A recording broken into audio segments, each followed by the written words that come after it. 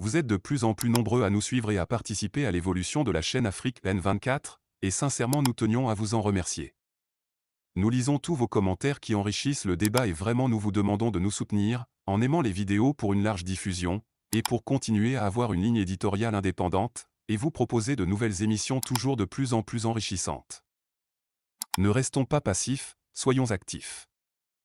Merci et à bientôt. Chers frères et sœurs, jour du Seigneur, jour de louange et de prière.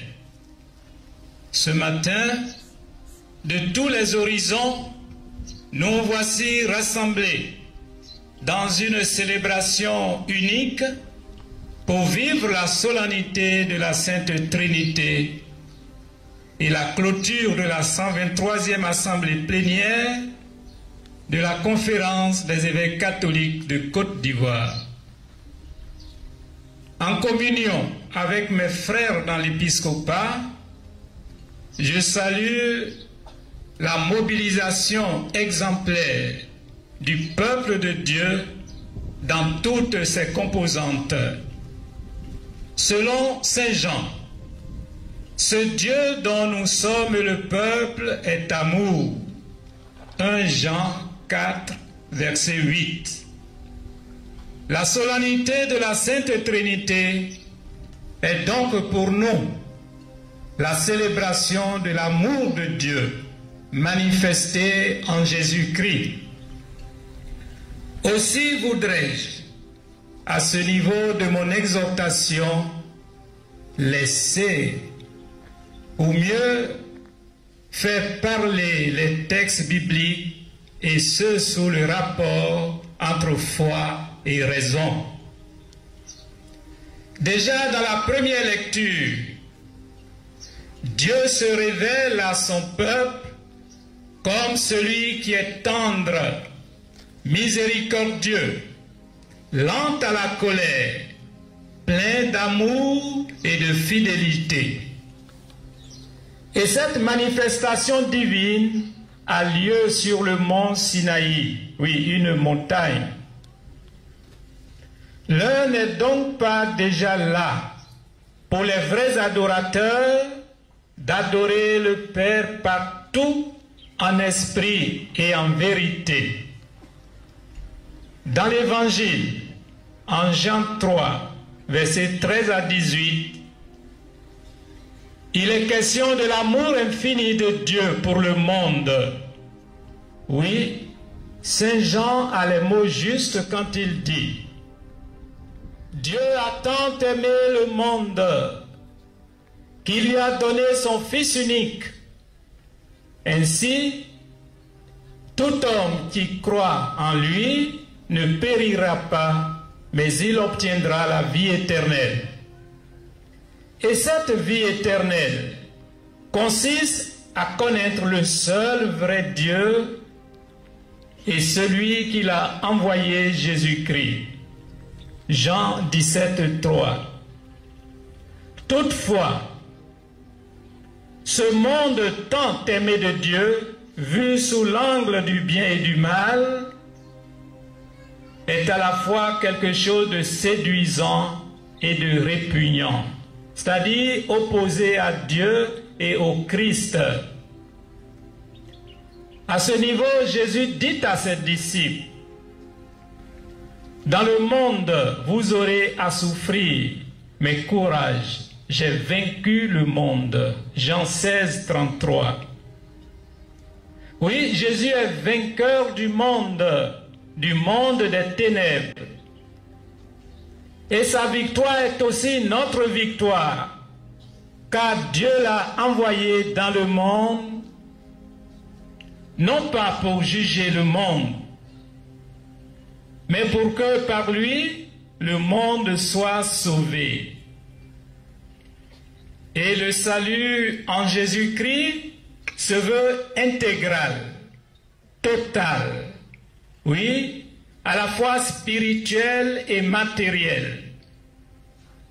Mais peut-on être sauvé et avoir la vie éternelle sans aimer Dieu et observer ses commandements. Ce matin, dans la perspective du salut intégral, quel regard porter sur le monde, sur l'Afrique et la Côte d'Ivoire, notre pays, a servi aux forces du mal. Pour le monde, nommément en termes de difficultés de forces du mal, il s'agit de la culture du désespoir, des guerres et de la mort. Il s'agit de la fermeture des frontières des pays riches aux ressortissants des pays pauvres. Oui, la mondialisation se fait et se vit de façon unilatérale. Nous assistons au pillage systématique des ressources naturelles des pays pauvres par les grandes puissances et les multinationales. L'aide au développement est souvent assortie de conditions inhumaines et injustes, avec de nouvelles situations d'esclavage, l'immigration clandestine, le trafic d'êtres humains, l'immoralité à grande échelle. Oui, même l'immoralité est exportée. Elle a pour nom homosexualité. On parle de LGBT, comme s'il s'agissait d'une société immobilière. On parle de zoophilie. Oui, des hommes qui aujourd'hui dans ce monde-là, des hommes de même sexe qui ne se contentent pas d'aller entre eux. Des femmes de même sexe donc qui ne se contentent pas d'aller entre elles. Puis certains vont même avec des animaux. Oui, la zoophilie. La légalisation de l'avortement, de l'euthanasie, la pratique de la peine de mort. Oui, l'Occident décadent veut continuer à dominer le monde, à moraliser le monde, particulièrement notre Afrique. Au plan politique, au plan économique, au plan culturel, au plan social, au niveau des médias et même au plan religieux. Voilà le tableau de notre monde qui a besoin de salut. Que dire de l'Afrique? L'Afrique est pauvre parce que appauvrie. Notre Afrique est insignifiante dans le concert des nations. Oui, l'Afrique apparaît comme un appendice, livré au pillage systématique des grandes puissances. La culture de la prédation économique avec les guerres et le colonialisme économique. Oui, notre Afrique est ligotée et dominée par les grandes puissances occidentales, les multinationales, ni foi ni loi, et leurs alliés locaux indignes. Le pape François, en visite apostolique en République démocratique du Congo en janvier dernier, a dénoncé le colonialisme économique en ces termes. Je cite, « Le poison de la cupidité a ensanglanté ces diamants. C'est un drame devant lequel le monde économiquement avancé ferme souvent les yeux, les oreilles et la bouche. Mais ce pays et ce continent, l'Afrique, méritent d'être respectés et écoutés. Ils méritent espace et attention. Retirez vos mains de la République démocratique du Congo, retirez vos mains de l'Afrique. Cessez d'étouffer l'Afrique. Elle n'est pas une mine à exploiter, ni une terre à dévaliser, que l'Afrique soit protagoniste de son destin. La question est la suivante. Retirer leurs mains de l'Afrique ou se retirer eux-mêmes de l'Afrique? Retirer leurs mains suffit-il? Seigneur, que l'Afrique et les Africains soient leur propre Moïse en Jésus ton Fils. Tu vois la misère de ton peuple. Exode 3:7. Les indépendances sous surveillance, la souveraineté confisquée ou sous-traitée. J'en veux pour preuve les accords coloniaux France-Afrique. L'immigration clandestine des jeunes Africains. Leur slogan c'est « l'Europe ou la mort ». Le trafic d'êtres humains. Des gouvernants marionnettes sans pouvoir réel de décision, dont la légitimité est parfois importée. La Côte d'Ivoire est en Afrique. Quel regard porter sur notre pays, la Côte d'Ivoire? À partir d'un simple constat, la corruption, ce que le pape François qualifie de cancer social, est généralisée. L'âpreté aux gains frauduleux, le tribalisme, la justice sélective, l'esprit de haine et de vengeance, le jeu trouble de la classe politique, en grande amitié hier, divisée aujourd'hui, la fraude électorale. Oui, souvent, les enfants trichent à l'école, les parents trichent en politique.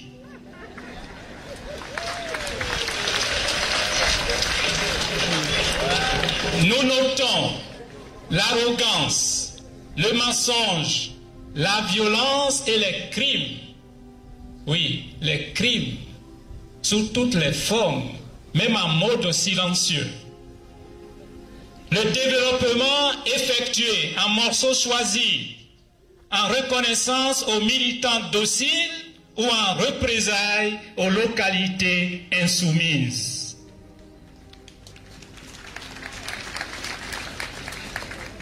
Les prophéties et promesses politiques ne sont pas tenues. Notre pays, la Côte d'Ivoire, apparaît comme un vaste cimetière de promesses non tenues. Avec une jeunesse désemparée, d'où l'immigration clandestine, et avec des cas multiples de suicides. Pour les suicides, notre pays serait premier au plan africain et 5e au plan mondial. Oui, les suicides, la drogue, l'alcoolisme, la violence, les braquages à main armée, la formation est au rabais aujourd'hui dans nos écoles, dans les universités et grandes écoles. Avec une volonté inavouée d'abrutir tout un peuple, de détruire toute une jeunesse. La prostitution est à ciel ouvert, en ville et même dans les zones rurales, minées par l'orpaillage clandestin. Et cet orpaillage est parrainé par des divinités politiques.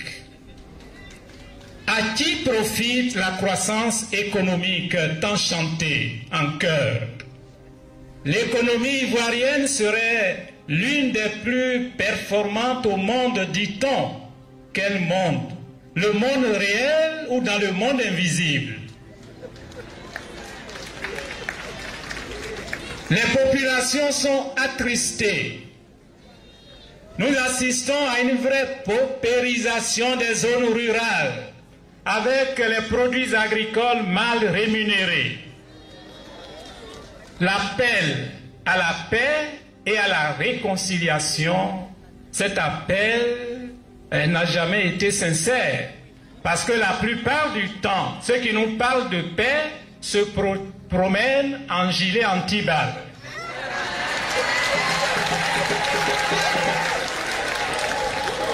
On ne note aucun geste de remords chez les bourreaux. Les Ivoiriens restent encore divisés. Et pourtant, on nous a fait croire que les Ivoiriens vivent en bonne intelligence. Dans quel quartier? Dans quelle ville?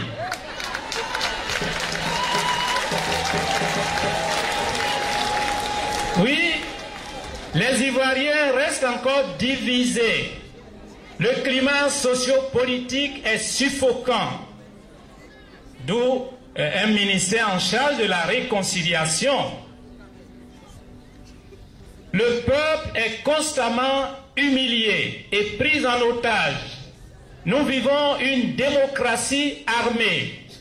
Nous sommes en face d'un certain occultisme politique. Frères et sœurs, l'Église est appelée à être solidaire des peuples opprimés, car parler de salut ou de vie éternelle sans prendre en compte les situations de misère noire dans notre monde, dans notre Afrique et dans notre pays, la Côte d'Ivoire, serait pratiquer une religion de fuite du monde ou d'évasion spirituelle. L'Église que nous avons, l'esprit que nous avons reçu n'est pas un esprit de peur, mais un esprit de force, de vérité et de courage. En plus, l'Évangile n'est pas une idéologie, mais parole de Dieu, avec un pouvoir de libération. Oui, l'espérance qui est en nous doit nous porter à briser les chaînes de l'esclavage sous toutes ses formes. Mais un peuple asservi aux forces du mal peut-il accéder au salut sans passer par la conversion? Il est temps que les Ivoiriens arrêtent de sacrifier aux divinités politiques qui sèment la mort et la désolation. Il y va de leur vie présente et future. Puisse l'Église catholique en Afrique et en Côte d'Ivoire, à la prière de Notre-Dame de la Délivrance, être toujours un des poumons spirituels de l'humanité et devenir chaque jour davantage une bénédiction pour le noble continent africain et pour le monde entier, maintenant, partout et toujours. Amen. Vous êtes de plus en plus nombreux à nous suivre sur Afrique N24, et vraiment nous tenions à vous en remercier. Nous lisons tous vos commentaires qui enrichissent le débat et vraiment nous vous demandons de nous soutenir pour continuer à avoir cette ligne éditoriale indépendante, et vous proposer des émissions toujours de plus en plus enrichissantes. Merci et à bientôt. Likez la vidéo si ce n'est pas déjà fait. Laissez aussi votre point de vue en commentaire. Abonnez-vous et cliquez aussi sur la petite cloche de notification pour ne rien rater de nos prochaines vidéos. N'oubliez pas de partager aussi la vidéo et de la liker.